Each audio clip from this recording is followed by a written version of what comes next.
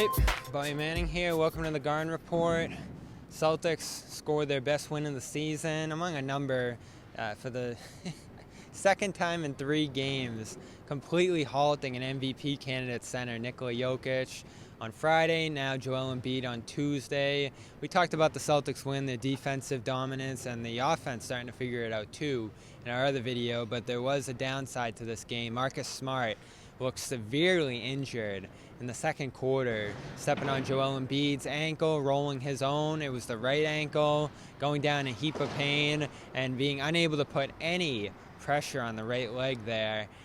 Went to the free throw line, sort of Klay Thompson final style after hobbling off to try to stay in the game, which I guess is a good sign, but he missed both free throws. Looked to be in a ton of pain there. 4 Celtics teammates that were on the court came and patted him on the back after the first miss there, and then he hobbled to the exit sign, and Ime Udoka after the game said that there was a noticeable limp and he wasn't moving that well coming out of the locker room after the game here. Celtics heading back to Boston. He'll get looked at, all the tests and whatever else, but Celtics play pretty tight to the vest there. Here's what Jaylen Brown had to say about Marcus Smart potentially going down for some time here. Obviously, Marcus does a lot of great things for us. He has since he's been back from injury. Just being a great floor general for us and super poised, finding guys, getting guys the ball. His temperament has been fantastic over the last 10, 15 games or so, which has been great for us. So, seeing him go down was tough. He seems he'll be all right. It won't be too bad. But definitely got to find ways to step in for him in his actions, especially tomorrow. That's an important game for us too. We want to take care of business. We don't want to drop a game for no reason tomorrow. So we got to find ways to step up in his absence and get the job done. Now, there isn't a good time to lose a player like Smart, who has organized the offense, fed players in the post, both Jays in particular, and as Jaylen said there, been in the right mindset, taking that point guard role as his own here over the last couple of weeks here. I talked with Ime pregame about his role and how Derek White impacts that. Well, now Derek White will obviously step into something of a starting role, you would think, at least for tomorrow. So we'll see what happens here. Still rowdy in Philly, as you can hear. People angry about this victory.